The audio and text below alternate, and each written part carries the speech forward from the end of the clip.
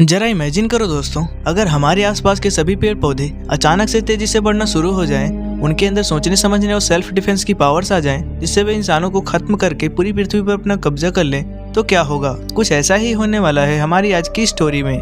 Movie के start होते ही एक बच्ची को दिखाया जाता है जिसका नाम नैन्सी होता है। वो सिटी में बीचों बीच खड़ी होकर रोते हुए अपने पेरेंट्स को बुला रही होती है। इसी बीच हमें पूरे शहर का सीन दिखाया जाता है जो कि पूरी तरह से डिस्ट्रॉय हो चुका था। हर तरफ अफरा तफरी और भागदौड़ मची हुई थी।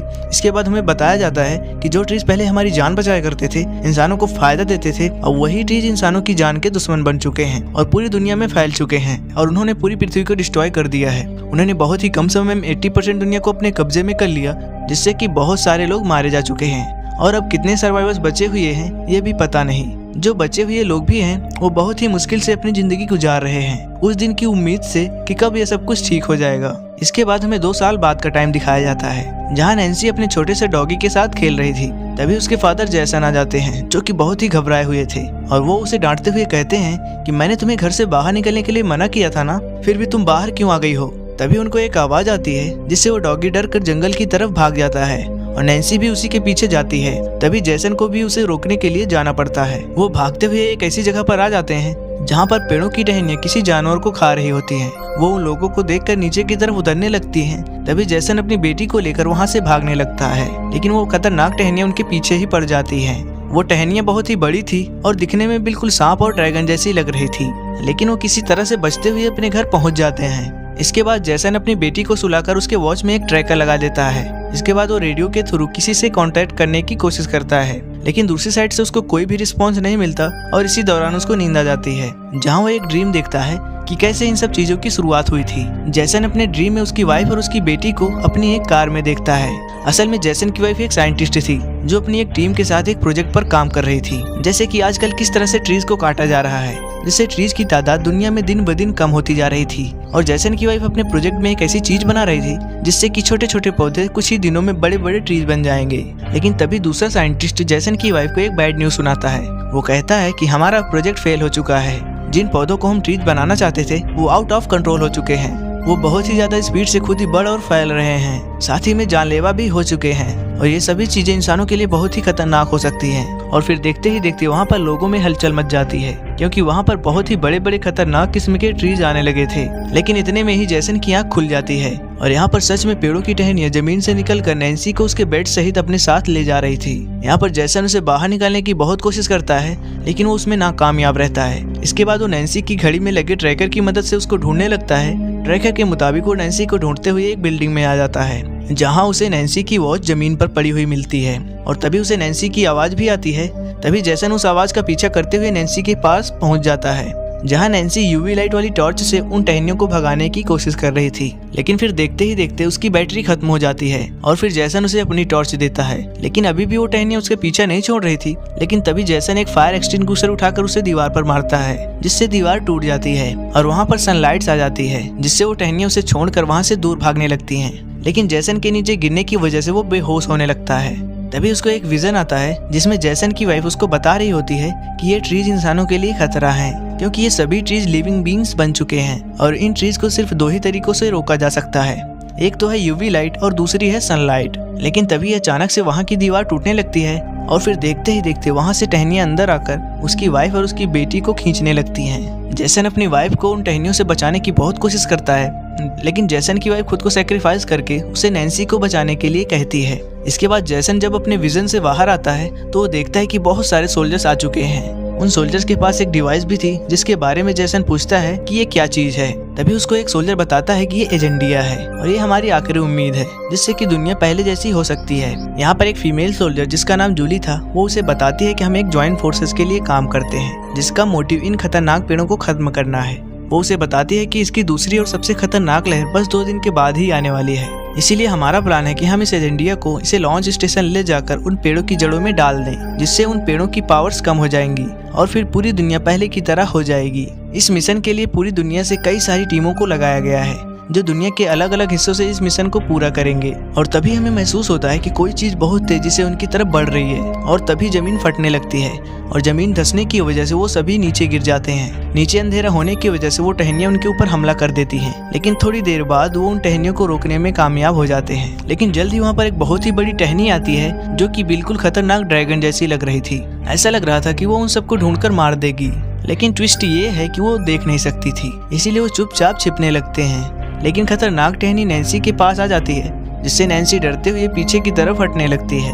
तभी उससे कुछ जौर बॉटल्स नीचे गिर जाती हैं, जिसकी आवाज वो फौरन सुन लेती है और उसके ऊपर हमला करने ही वाली होती है कि तभी सही टाइम पर जैसन उसे बचा लेता है। साथ ही साथ एक सोल्जर भी उसके ऊपर गोलियां चलाने लगता है, जिसकी वजह से वो टहनी उस सोल्जर को जकड़ लेती है। जिसके बाद वो सोल्जर उन सबको वहां से जाने के लिए कहकर अपने हाथ में एक ग्रेनेड को ब्लास्ट कर लेता है। ब्लास्ट की वजह से वो सब बाहर आकर गिरते हैं और उस ब्लास्ट में वो ड्रैगन टहनी और वो सोल्जर मारा जाता है। देखते ही देखते वहाँ पर बाकी सारे सोल्जर्स भी आ जाते हैं। इसके बाद उन सबका कमांडर जैसन को अपने साथ इस मिशन में शामिल होने के लिए कहता है, क्योंकि जैसन एक टेक्नीशियन था जिसकी आगे उन सबको जरूरत पड़ सकती थी। लेकिन जैसन कहता है कि मैं अपनी बेटी को खतरे में नहीं डाल सकता, इसीलिए मैं इस मिशन में शामिल नहीं हो सकता। लेकिन तभी नैन्सी कहती है कि मैं उन सबके साथ मिलकर इस दुनिया को बचाना चाहती हूँ, और उसके जिद करने पर जैसन भी इस मिशन में पार्टिसिपेट कर लेता है। लेकिन थोड़ी दूर जाने पर उन्हें सिग्नल से पता चलता है कि ग्रीन टाइड्स यानी कि खतरनाक टहनियों की दूसरी लहर उनकी ही तरफ बढ़ रही थी। और फिर देखते ही देखते वहाँ की जमीन फटने लगती है और जमीन फटने की वजह से वो बिल्डिंग्स भी नीचे गिरने लगती हैं। लेकिन वो इससे बचने के लिए आगे की तरफ भागने लगते हैं। भागते हुए जैसन एक सोल्जर से पूछता है कि ये लहर तो 2 दिन के बाद आने वाली थी ना, जिस पर वो सोल्जर कहता है कि ये तो सिर्फ एक नमूना है जिसकी शुरुआत दुनिया के अलग अलग हिस्सों से हो चुकी है। इसके बाद वो सब भागते हुए एक बस की तरफ बढ़ते हैं, लेकिन वो सोल्जर जिसके पास एजेंडिया था वो पीछे ही रह जाता है और फिर तभी बीच से जमीन फट जाती है। लेकिन वो सोल्जर उनकी तरफ एजेंडिया फेंक देता है, जिसके बाद वो मारा जाता है और उसके बाद वो खतरनाक टहनियां उन्हीं की तरफ बढ़ने लगती हैं। लेकिन वो सभी ठीक समय पर उस बस तक पहुंच जाते हैं, लेकिन उन टहनियों की उछाल से उस बस में धक्का लगने की वजह से वो बस जाकर एक बिल्डिंग में फंस जाती है। इसके बाद वो सभी सही सलामत बस से बाहर निकल आते हैं।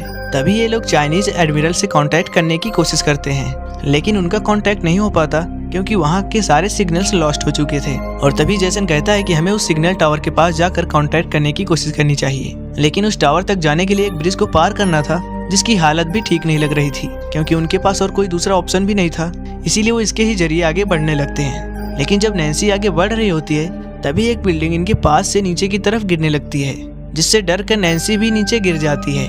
लेकिन बिल्कुल ठीक टाइम पर कमांडर एक रस्सी के जरिए लटक कर उसे पकड़ लेता है। अब जैसन उस रस्सी को ऊपर खींचने की कोशिश करता है, लेकिन वजन ज्यादा होने की वजह से वो रस्सी टूटने लगती है। इसीलिए वो कमांडर खुद ही रस्सी छोड़ते हुए नैन्सी की जान बचाने के लिए अपना सैक्रिफाइस कर देता है और थोड़ी देर बाद जैसन नैन्सी को ऊपर खींच लेता है। इसके बाद बाकी सब लोग आगे बढ़ने लगते हैं, लेकिन अब धीरे धीरे वो ब्रिज भी टूटने लगता है, पर वो लोग ठीक समय पर उस बिल्डिंग में आने में कामयाब हो जाते हैं। बिल्डिंग में आने के बाद वो लोग मशीन को एक्टिवेट करके फौरन एडमिरल से कांटेक्ट करने की कोशिश करते हैं, जहां एडमिरल उन लोगों और बाकी देशों की टीमों को एक शॉकिंग इन्फॉर्मेशन देता है कि दूसरी सबसे खतरनाक लहर 4 घंटों के बाद ही आने वाली है, इसीलिए हमें जल्द से जल्द एजेंडिया को लॉन्च करना पड़ेगा।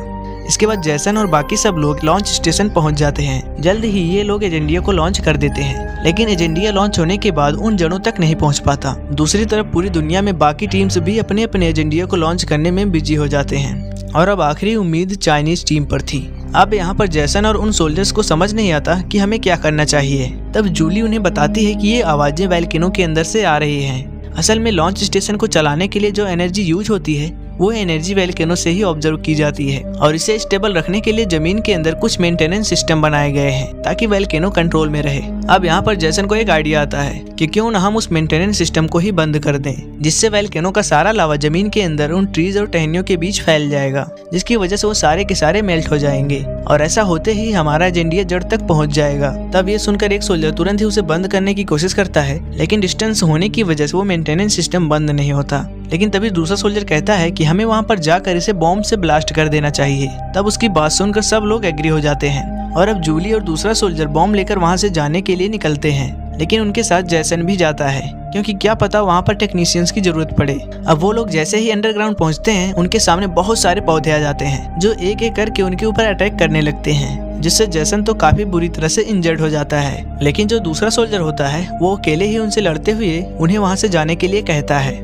लेकिन जल्द ही वो टहनियां उसे भी अपने साथ जकड़ लेती हैं। इसीलिए वो एक ग्रेनेड ब्लास्ट करके अपने साथ साथ उन टहनियों को भी खत्म कर देता है। लेकिन अब इनके पास ज्यादा टाइम नहीं था, इसीलिए चाह कर भी उस सोल्जर की मौत का अफसोस नहीं कर सकते थे। और अब वो दोनों आगे बढ़ते हुए दरवाजे के पास पहुंचते हैं, जिसे खोलने के लिए जैसन कहता है कि कोई भारी चीज लेकर आओ। जैसे ही जूली कोई भारी चीज ढूंढने लगती है, तब तक में जैसन दरवाजा खोलकर उसके अंदर जाकर उसे लॉक कर देता है और दुखी होते हुए जूली से कहता है कि मैं बहुत ज्यादा जख्मी हो चुका हूँ, इसीलिए मैं वापस नहीं आ पाऊंगा। मेरे मरने के बाद इस दुनिया में मेरी बेटी का और कोई भी नहीं है, इसलिए प्लीज तुम मेरी बेटी का ख्याल रखना। अब ये सुनकर वो रोने लगती है, क्योंकि वो सबको बचाने के लिए खुद को सेक्रीफाइस करने जा रहा होता है। लेकिन अब जूली के पास और कोई ऑप्शन भी नहीं होता, इसीलिए वो वापस उन लोगों के पास आ जाती है। उधर जैसन भी आगे बढ़ते हुए मेंटेनेंस रूम में आ जाता है, जहाँ की सीसीटीवी के जरिए वो अपनी बेटी को कहता है कि तुम्हारे फादर दुनिया को बचाने के लिए खुद को सेक्रीफाइस कर रहे हैं और इसके लिए तुम्हें अपने फादर पर प्राउड होगा। लेकिन नैन्सी रोते हुए कहती है कि मुझे दुनिया नहीं चाहिए, मुझे बस मेरे पापा चाहिए। लेकिन तब तक उस बॉम्ब का टाइम खत्म हो जाता है, जिससे यह बॉम्ब ब्लास्ट हो जाता है और ऐसा होते ही वोल्केनो का सारा लावा उन टहनियों और पौधों में लग जाता है, जिससे वो पौधे मेल्ट होना शुरू हो जाते हैं। और ऐसा होते ही एजेंडिया भी जड़ तक पहुंच जाता है और अपना काम शुरू कर देता है। और फिर देखते ही देखते पूरी दुनिया से वो पौधे खत्म होने लगते हैं। उधर एडमिरल और बाकी सब लोग भी अपना मिशन पूरा होता देखकर बहुत ही खुश हो जाते हैं। और इसी के साथ ये मूवी यहीं पे खत्म हो जाती है। दोस्तों, इंसान खुद को बहुत ही बड़ा और बहुत ही ग्रेट मानता है, लेकिन इंसान नेचर के सामने कुछ भी नहीं है, इसलिए हमें नेचर का गलत इस्तेमाल कभी नहीं करना चाहिए। तो दोस्तों, आपको ये कहानी कैसी लगी? अगर अच्छी लगी तो प्लीज वीडियो को लाइक करके चैनल को भी सब्सक्राइब कर लेना। मिलते हैं नेक्स्ट वीडियो में, तब तक के लिए keep watching and keep smiling.